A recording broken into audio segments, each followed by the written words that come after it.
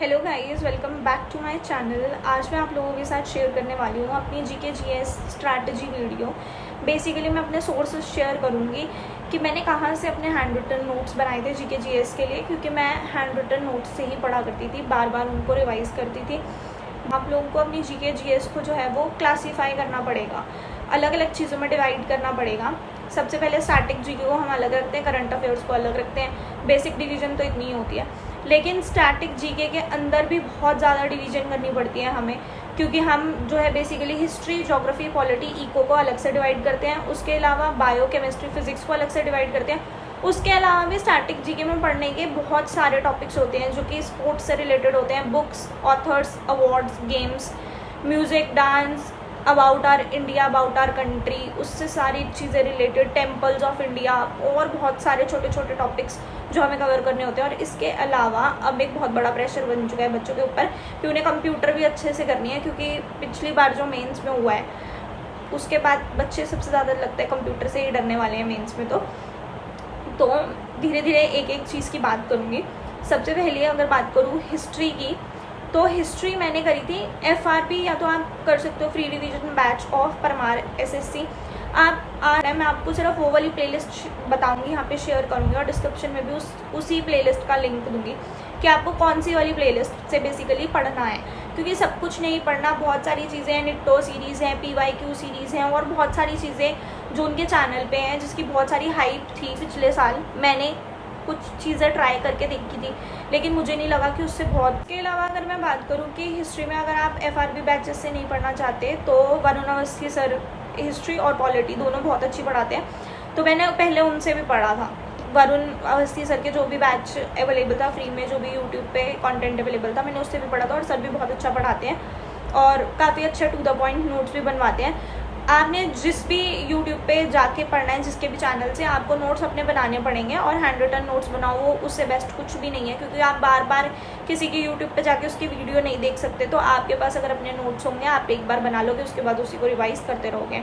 Second बात करूँ geography की, तो ज्योग्राफी के लिए भी आप परमार एसएससी पे जाके उनके एफआरपी बैचेस देख सकते हो। परमार सर बहुत अच्छा पढ़ाते हैं, बहुत अच्छा पढ़ाते हैं, हर एक टॉपिक को कवर करते हैं। उनके पास हर एक टॉपिक मिल जाएगा आपको, उनकी बुक्स भी आती हैं, आप बुक्स भी चाहो तो ले सकते हो। वैसे मैंने नहीं ली थी, तो मुझे कुछ आइडिया नहीं है उनकी बुक्स के बारे में। सेकेंडली मैंने ज्योग्राफी जो है वो अंकित चौधरी सर से पढ़ी है, RWA वाले। पहले RWA पे थे, अब उनकी अपनी खुद का चैनल है अंकित चौधरी सर ज्योग्राफी का। या वैसे वो हिंदी मीडियम वाले बच्चों को पढ़ाते हैं, लेकिन पढ़ाते बहुत अच्छा है। मैं तो इंग्लिश मीडियम से थी, तो मुझे थोड़ी प्रॉब्लम होती। तो पॉलिटी की, तो पॉलिटी भी अगेन आप वही एफआरबी से, एसएससी परमार से आप पढ़ सकते हो, उससे डन हो जाएगा। या फिर आप देख लो यूट्यूब पे कोई कंटेंट अवेलेबल हो, तो मैंने वरुण अवस्थी सर का भी देखा था, कंटेंट अच्छा था पॉलिटी से रिलेटेड। और उसके अलावा आप किसी जीके की बुक को भी खरीद सकते हो, उसमें से भी नोट्स बना सकते हो अपने लिए। और फिर इको की बात आती है। अगेन इको इतनी डीपली हमें पढ़ने की ज़रूरत नहीं है। इको में कुछ ही टॉपिक्स हैं जो हमें पढ़ने की ज़रूरत है अच्छे से, जिसमें बार बार क्वेश्चंस बनते हैं।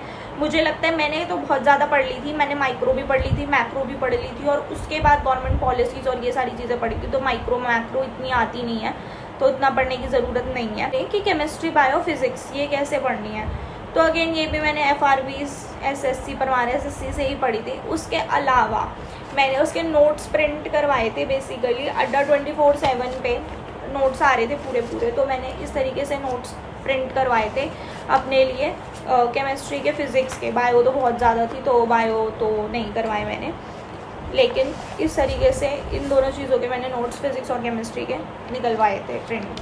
तो इससे पढ़ सकते हो। मैं ज़्यादा फोकस नहीं करती थी केमिस्ट्री और फिज़िक्स पे, क्योंकि मैं कॉमर्स बैकग्राउंड से थी, तो मैंने इतना स्कूल 11th-12th वाली तो पढ़ी नहीं थी। और केमिस्ट्री और फिज़िक्स कई बार इतने हार्ड क्वेश्चंस आते हैं, खासकर केमिस्ट्री के बहुत हार्ड क्वेश्चंस आते हैं, मैंने देखा है CGL में, तो वो उसका कोई फ़ायदा नहीं है। क्योंकि जो नॉन साइंस वाले बच्चे हैं, जिनके पास साइंस नहीं थी, कॉमर्स या आर्ट्स बैकग्राउंड के, उनको वो प्रॉब्लम रहती है कि उनको वो चेन रिएक्शंस नहीं समझ में आते, या वो फार्मूलाज नहीं समझ में आते। तो मैंने उतनी ज़्यादा डीप में नहीं पढ़ी, वैसे भी इतनी ज़्यादा डीप में नहीं पूछी जाती, एक आध क्वेश्चन ही आएगा, तो इसलिए मैंने तो नहीं पढ़ा था। मैंने बायो के तो बहुत अच्छे से नोट्स बनाए थे अपने खुद के, मेरे पास बहुत अच्छे नोट्स बने हुए हैं। बायो के आगे भी डाल दूँगी आगे आने वाली वीडियोज़ में, एक एक चीज़ के इसमें से क्या चीज़ें इंपॉर्टेंट है, कौन से टॉपिक्स इंपॉर्टेंट है, वो भी मैं आप लोगों को बताऊँगी नेक्स्ट किसी वीडियो में। कि आपको हर सब्जेक्ट में से कौन कौन से टॉपिक्स पढ़ने, कौन कौन से ऐसे बहुत इंपॉर्टेंट टॉपिक्स हैं जिसमें से क्वेश्चंस रिपीटेडली पूछे जाते हैं। जैसे कि आजकल ज्योग्राफी में जो है वो बहुत ज़्यादा कोल और माइंस एंड रिजर्व से रिलेटेड बहुत ज़्यादा क्वेश्चंस पूछे जा रहे हैं। मतलब मैंने तो NTPC ग्रेजुएट का भी पेपर दिया था, तो मैंने उसमें भी देखा काफ़ी सारे क्वेश्चंस थे, और इस बार भी CGL में भी उससे रिलेटेड क्वेश्चन आए थे। आई थिंक CHSL में भी उससे रिलेटेड क्वेश्चंस थे, रिजर्व्स, माइंस एंड रिजर्व से रिलेटेड।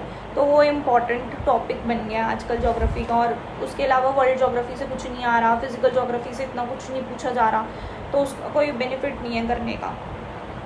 हालांकि मैंने तो करी थी, बट इतना कोई बेनिफिट नहीं लगा मुझे कि वर्ल्ड ज्योग्राफी करने का कोई इतना बेनिफिट हो, क्योंकि उससे रिलेटेड क्वेश्चंस इतने आते नहीं हैं। तो बाकी स्टैटिक GK के टॉपिक्स जैसे मैंने आपको बताया, गेम्स, बुक्स, रिवॉर्ड्स, ये सारी चीज़ों के लिए मेरे पास पहले से ही एक जनरल नॉलेज की बुक पड़ी हुई थी घर में, और मैं इसी से पढ़ी जो स्टैटिक था, जैसे गेम्स वगैरह का, या इसमें वैसे सब कुछ ही है। इसमें एंशिएंट हिस्ट्री, ज्योग्राफी, पॉलिटी सब कुछ था, इकोनॉमिक्स सब कुछ था, तो मैंने इसमें से भी पढ़ा है। ठीक है, जो चीज़ें नोट्स में नहीं थी वो मैंने इसमें से पढ़ी हैं, ये भी काफ़ी हेल्पफुल बुक थी। तो बेसिकली बात ये है कि मैं आपको टॉपिक्स की लिस्ट दे दूंगी, आप वो टॉपिक्स की लिस्ट को यूट्यूब पे भी पढ़ सकते हो, और चाहो तो परमार SSC के चैनल पे जाके वो बेसिक टॉपिक्स आप वहाँ से क्लियर कर सकते हो। नेक्स्ट बात करती हूँ सबसे हीटेड टॉपिक, जो कि था कंप्यूटर। CGL 2025 के मेंस का सबसे हीटेड टॉपिक था कंप्यूटर की। कंप्यूटर कहाँ से पढ़नी थी, कंप्यूटर कैसे पढ़ते, इंजीनियरिंग लेवल की कंप्यूटर आई हुई थी। तो अगर मैं आप लोगों को सच्चा रिव्यू दूँ तो मेरे तो 27 नंबर ही आए थे कंप्यूटर में, जो पासिंग के लिए रिक्वायर्ड थे 27 मार्क्स। मतलब कट ऑफ कम कर दी थी इस बार, लेकिन मेरे 27 पूरे आ गए थे। बेसिकली मैं सिर्फ इस बुक से पढ़ी हूँ। ये PYQ, ये भी प्रीवियस ईयर्स की बुक है, ये किरण की ही है, अगेन कंप्यूटर नॉलेज की। बट इस बुक को मैंने एक बार नहीं पढ़ा, इस बुक को मैंने 3-4 बार पूरा पढ़ा था। ठीक है, इसके अंदर जो है ये बहुत अच्छी बुक है, क्योंकि इसके अंदर जो है आपको पहले थ्योरी दी हुई है, थ्योरी के बाद आपको क्वेश्चंस दिए हुए हैं। तो मेरे को कुछ ऐसी ही बुक चाहिए थी जिसके अंदर थ्योरी भी हो थोड़ी कंप्यूटर से रिलेटेड, और उसके बाद क्वेश्चन हो। तो आपको MCQ टाइप की तो बहुत सारी ढेरों बुक्स मिल जाएंगी, लेकिन थ्योरी की, अच्छी थ्योरी की बुक्स नहीं मिलती जो एक्चुअल में आती है। तो इसमें से एक्चुअल में आया था, और उतने क्वेश्चन अटैम्प्ट करे जा सकते थे इस बार के कंप्यूटर मेंस के। आई नो बहुत इरेलीवेंट क्वेश्चन थे, बहुत ज़्यादा इरेलीवेंट क्वेश्चन थे, लेकिन फिर भी रेलिवेंट क्वेश्चन थे कि 27 नंबर कोई बंदा लेके आ सकता था कंप्यूटर में इस बार। तो ये वाली ही बुक से बस whole and soul this book and text book के मॉक्स, जो मॉक्स में जितने क्वेश्चन आया करते थे कंप्यूटर के, उतने ही क्वेश्चंस मेरे हो जाते थे मॉक्स के। और इसमें काफ़ी सारे क्वेश्चन रेलिवेंट ही पढ़ना है, इरेलीवेंट तो वैसे भी नहीं पढ़ना, इरेलीवेंट पढ़ के जाएंगे कहाँ। उसके बाद अगर मैं आपको करंट अफेयर से रिलेटेड बताऊँ तो मैंने पहले भी बताया था कि मैंने पिनैकल की मैगजीन ली थी करंट अफेयर्स के लिए, क्योंकि मेरा NTPC ग्रेजुएट का पेपर भी था, तो उस टाइम पे इसमें से पढ़ के गई थी मैं, और काफ़ी क्वेश्चंस बने थे, मेरे अच्छे नंबर आए थे। उसके अंदर भी मेरे 100 में से 82 नंबर्स आए थे।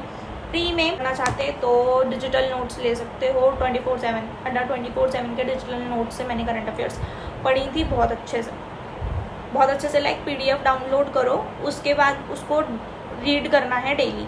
ये मैंने पिछली अपनी वीडियो में भी बताया था कि किस तरीके से करंट अफेयर्स को करना है, डेली करना है, 5-5 पेज करके पूरी PDF को ख़त्म कर देना है 15 दिन में। उसके बाद अगले 15 दिन उसको फिर से रिवाइज़ करना है। ठीक है, जितनी बार रिवाइज़ हम कर सकते हैं उतनी बार हमारे लिए अच्छा है, क्योंकि तभी हमें याद रहेगा, अदरवाइज़ हम पेपर में जाके भूल जाते हैं। तो बस यही थी मेरी ट्रिक्स, और जो भी मेरी सोर्सेज थी जिससे मैंने अपनी GK के पूरे नोट्स बनाए और GK पढ़ी थी। और बेसिकली मेरे नोट्स बहुत अच्छे बने हुए हैं, और हो सकता है कि मैं आगे आने वाले उसमें जो है अपने नोट्स की वीडियोस अपलोड करूँ, तो आप इससे भी एज अ सोर्स मतलब हेल्पफुल हो सकता है। जो बच्चे ऑलरेडी पढ़ चुके हैं वो प्लेलिस्ट से नहीं पढ़ना चाहते, वो सिर्फ नोट्स से पढ़ना चाहते हैं कि इंपॉर्टेंट चीज़ें क्या रह गई हैं, तो डेफिनेटली पढ़ सकते हैं। ठीक है, थैंक यू फॉर वॉचिंग।